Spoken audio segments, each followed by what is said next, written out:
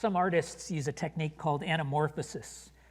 You often see it in chalk drawings on the ground in public spaces. They create the illusion of three-dimensional space.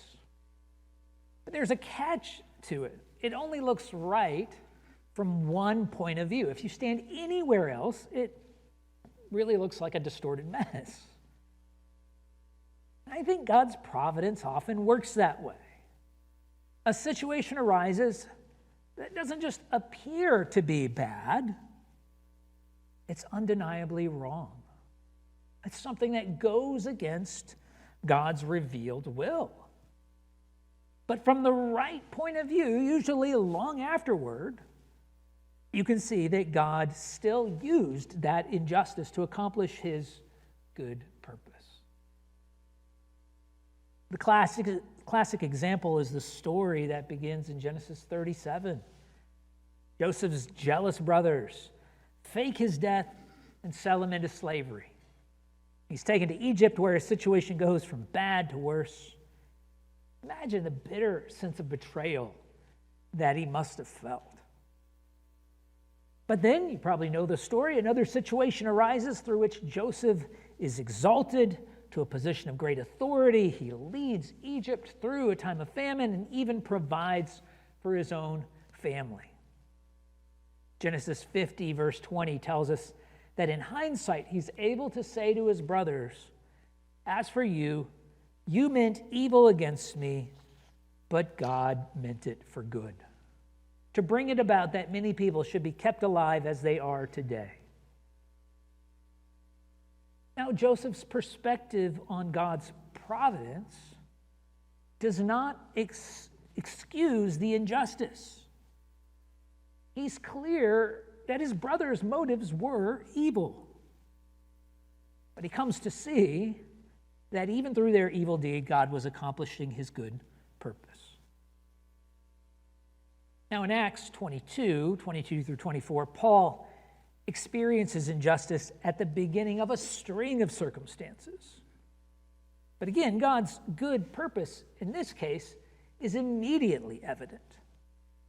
Paul's just shared his testimony to the crowd, but when he mentions that God sent him to take the gospel to the Gentiles, Luke tells us up to this word, they listened to it.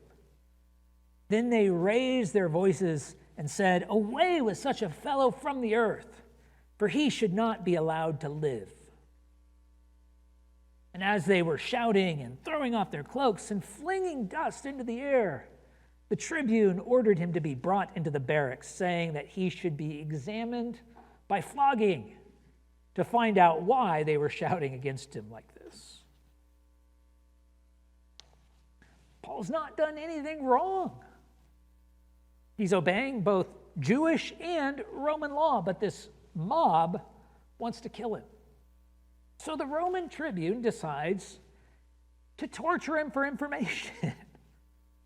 That's not a good thing, and we'll see in a moment. Thankfully, that another circumstance keeps it from happening.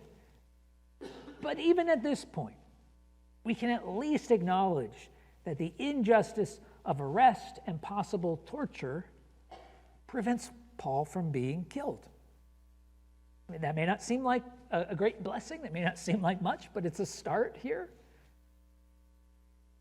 And yet, we know that even when someone is unjustly killed, that the Lord is still accomplishing his good purpose.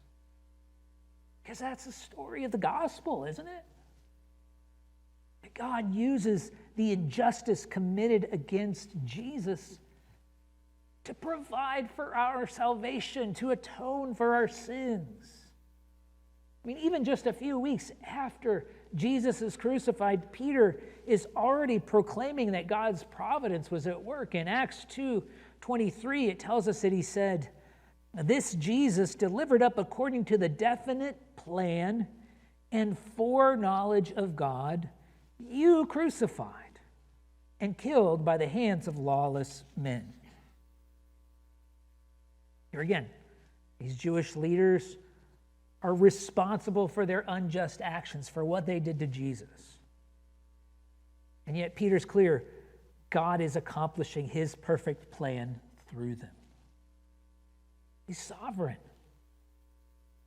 But that means that we can face any injustice that comes our way with confidence. Now, we may not see God's purpose immediately, as in Paul's case. It might be decades later, as with Joseph. It might not even make sense until we stand in eternity. But we can be confident that God is at work through all our experiences. Now, the next circumstance for Paul shows that he's also been at work in our lives from the very beginning.